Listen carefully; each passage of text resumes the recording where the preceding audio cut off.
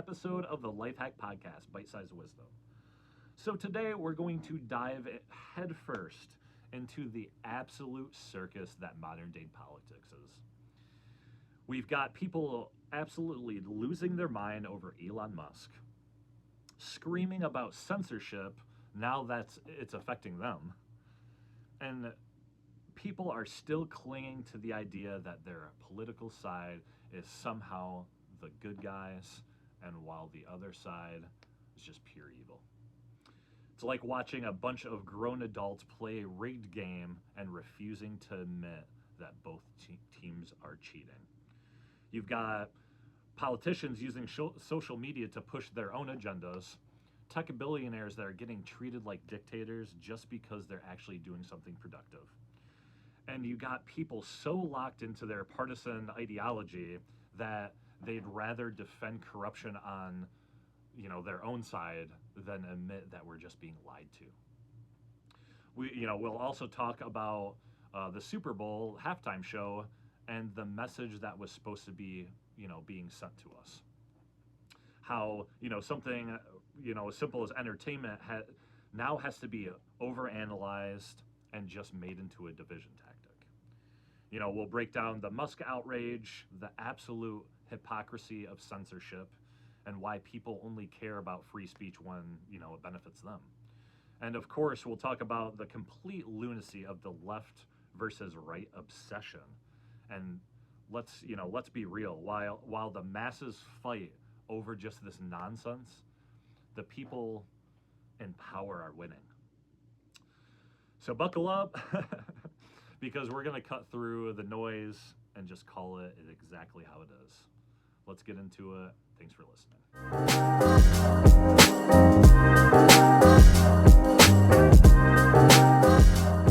All right, let's dive right in. So first, let's talk about Elon Musk, the guy who has been shaking up everything from electric cars to social media platforms to sending rockets and payloads into space. And right now, people are losing their minds over him running the Department of Government Efficiency. It, sounds like a pretty boring title for somebody that's accomplished so much, but trust me, it's anything but. Now we've all seen the outrage. Elon Musk has too much power. Nobody voted for him. It's the typical knee-jerk reaction. But, let's break it down because, the people screaming the loudest about it are totally missing the point. I sit here and see people literally getting upset over what he was wearing while he was getting grilled by the media in the Oval Office. It's like nobody remembers, who this guy is. He's eccentric. He's completely out there. And this guy lives in a whole different world that most people couldn't even understand. The argument that nobody voted for Elon, let's pause right there. I mean, technically no. But guess what? No one voted for any of the people running big tech and social media, but we still let these CEOs hold the reins to some of the most powerful platforms in the world that are literally, changing, in charge and changing our technology and, where we get most of our information from. Who voted for the billions of dollars in fraud and waste that the government was spending until they started literally auditing the government. So, why the outrage over Elon Musk? Is it just because he openly supports Donald Trump? And that's the only reason people are reaching so far to paint him as, some kind of monster. Musk's influence isn't something new or sudden. We all knew this was coming. Trump, during Trump's campaign, it's like he always talked about bringing outsiders to get rid of corruption and wasting tax money. Elon Musk is the exact kind of outsider he was talking about. People knew Musk's philosophies on government waste, on efficiency and exposing corruption. Trump himself made it clear exactly what he was going to be doing in the administration. It's not like it was a surprise. So, when people freak out and say, well, we didn't vote for him, they're kind of missing the fact that Musk has been upfront about his goals for years. He's all about transparency and cutting out the fat. He's shown it multiple times with companies that he's created. He's worth $400 billion and is the richest man on the planet. And why is this scaring people? It's probably because it's actually showing us where our tax money is going, and it's not pretty on either side. Government corruption is kind of like a magic trick. The outrage is like the misdirection, and your money disappears while you're busy arguing.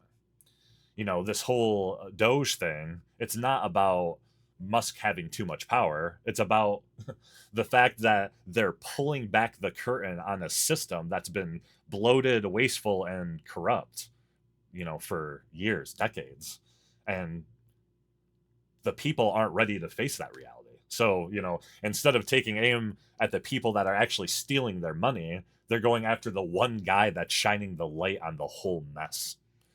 You know, that's that's exactly why the backlash against Musk is absolutely absurd. He's not the problem. The problem is the system he's exposing. The people don't want you to look because it means that they have to face the truth about where they're spending your tax dollars. But people would rather, defend it and, justify it than look at what's actually happened. It's kind of time to wake up and stop getting lost in this partisan nonsense. Whether you're, on the left or the right, the real outrage should be aimed at the corruption happening on both sides of the aisle. It's like, career politicians have been playing us for decades using, positions and personal gain and pet projects while acting like they're, doing us a favor. The truth is, they haven't had our best interest in mind for a long time. They're too busy funding special interest groups and pushing literal social experiments and padding their pockets, so much that they don't even care about us anymore. And yet people continue to blindly follow these politicians just because they've been in power for years. It's almost like we forgot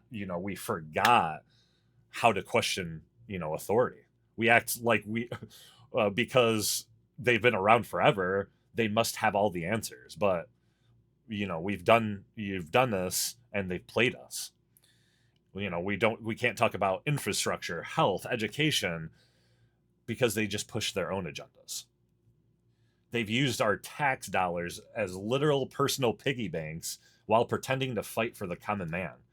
Meanwhile, we're stuck on the sidelines watching them line their pockets and grow richer while, the system continues to crumble all around us. We notice it every day. If we really want change, we need to stop putting our trust in the people who've shown time and time again that they don't care about us. Stop worshiping career politicians that, turn public service into a lifetime job and a personal business. It's time to hold them accountable. No matter what side that they're on, no matter what side they're on. It's crazy that people think about this. We need leaders who actually represent the people and what the people want and the problems, not just, their own ambitions and pet projects. And, I hate to say it, but this is why outsiders like Trump get elected. And this is why the media is shifting to, independent, and why we're seeing such a huge culture shift right now.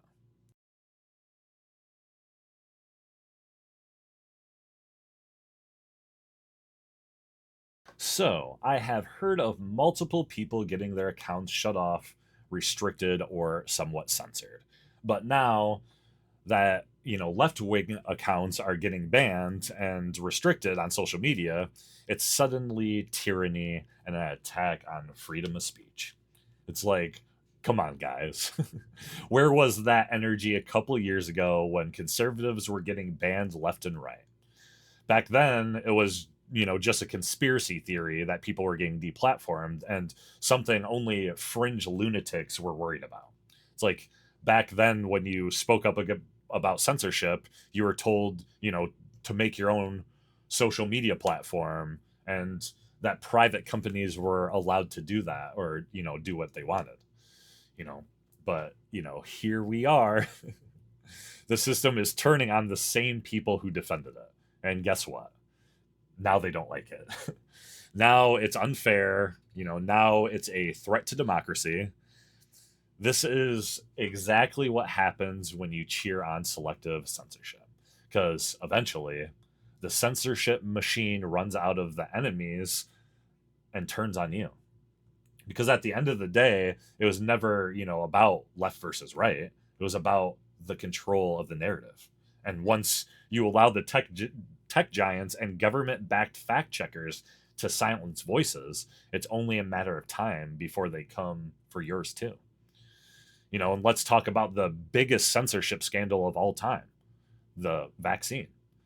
Remember when people were getting banned for questioning the COVID shot? For, simply, asking about side effects, or saying, maybe we should have a conversation about this.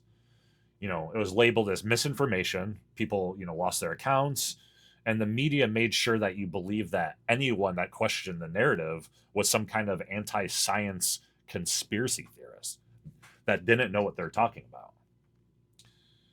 Fast forward to now, it's like Mark Zuckerberg himself admitted that Facebook suppressed and censored right-wing voices during the pandemic because the government told them to. It's not a conspiracy. That's, straight out of his own mouth. The government, the one people that we elect and we're supposed to trust, and, people put their blind faith in, worked directly, with social media platforms to control what information that we're allowed to see.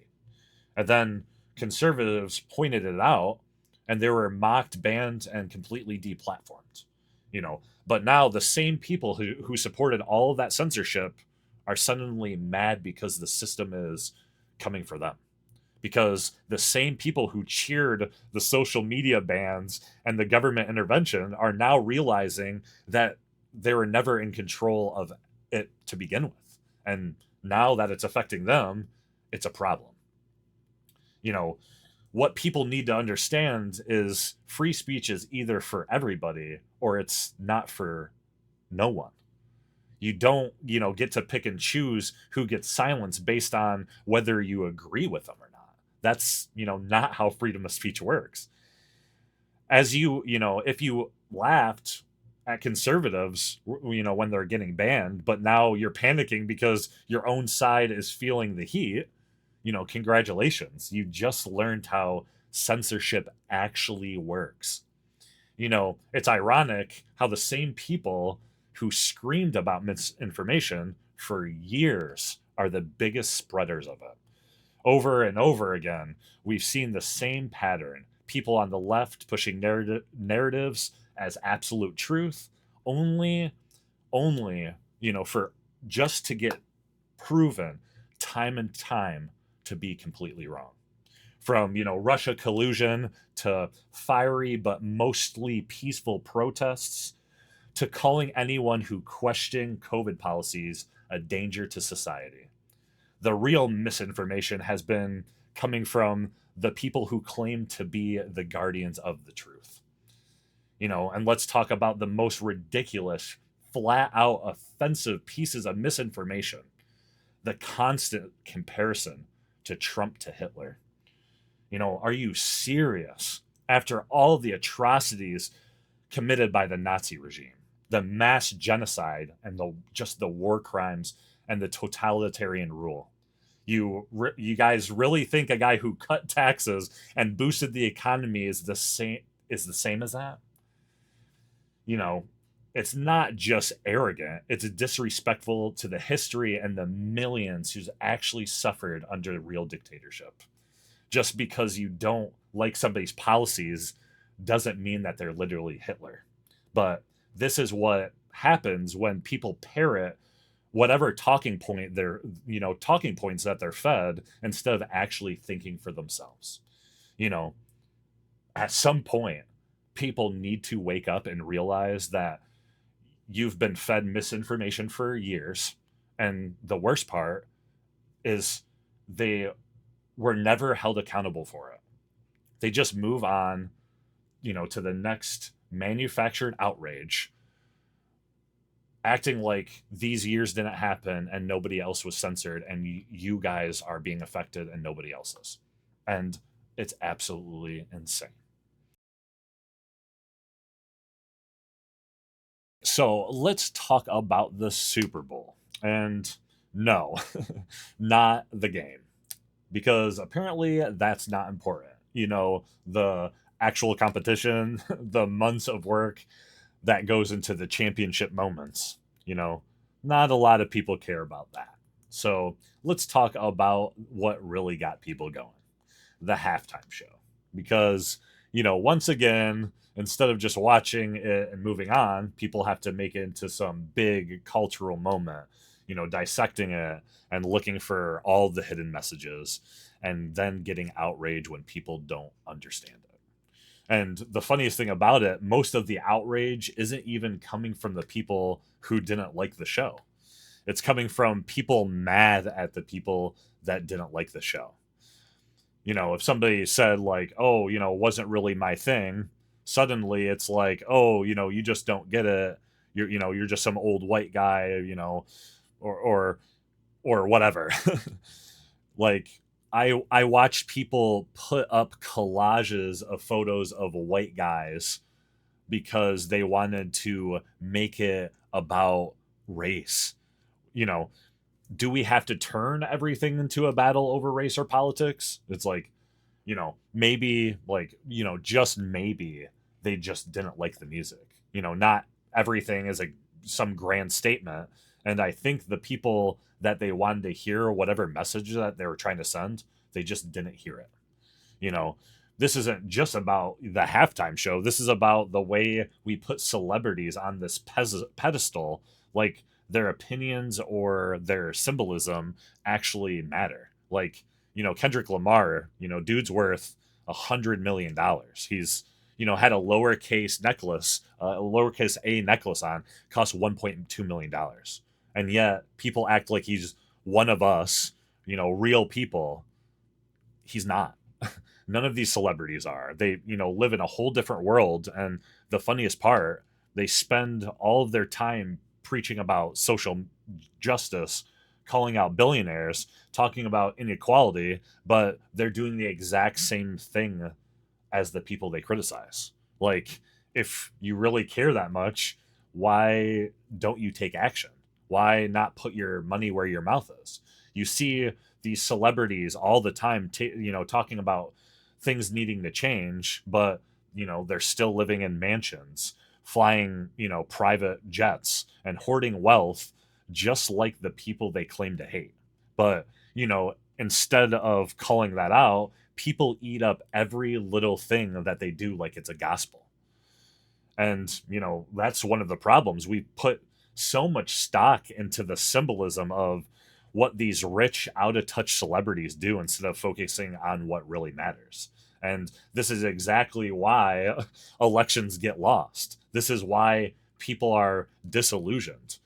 Because while regular people are worried about like real issues like jobs, safety, the economy, crime, you know, people are busy fighting over what a celebrity meant in their performance or what a message some millionaire musician was trying to send.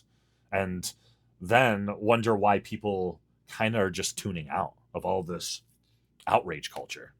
At some point, we have to stop letting these people dictate what we think is important because they don't live like us.